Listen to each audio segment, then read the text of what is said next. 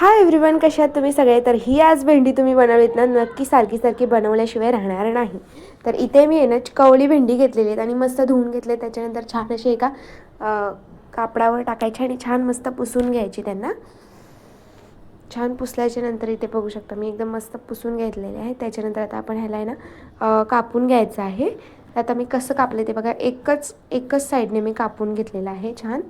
आता आपण कापून घेतल्याच्यानंतर इथे आता एका बाउलमध्ये भेंडी आपण बेसन घ्यायचं आहे. मी 4 चमचे बेसन घेतलेलं आहे आणि ते मीठ टाकलेलं आहे आणि मसाले मी यूज केले ते म्हणजे थोडासा चिकन मसाला किंवा भाजी मसाला तुम्ही यूज करू शकता आणि थोडासा घरचा मसाला, हळद आणि धने पावडर आणि थोडंसं हिंग टाकलेलं आहे मी.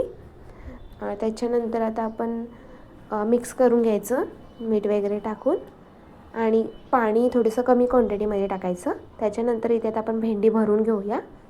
तर अशा प्रकारे भेंडी भरून घ्यायची सगळी. तर इथे मी आता सगळी भेंडी मस्तपैकी भरून घेतलेले आहेत. तर सगळीकडून असं नीट भरून घेतल्याच्यानंतर आता आपण इथे तेल साईडला गरम करत ठेवलेलं आहे. तर त्याच्यात आता आपण पटापट सगळ्या भेंडी सोडून घ्यायचे आहेत. तर आता ह्याला छान फ्राय करून घ्यायचं.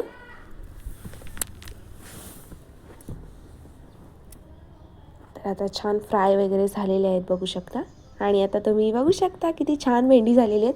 तर नक्की ही रेसिपी तुम्ही घरी बनवा आणि जाता जाता लाईक आणि सबस्क्राईब करायला विसरू नका. Bye bye.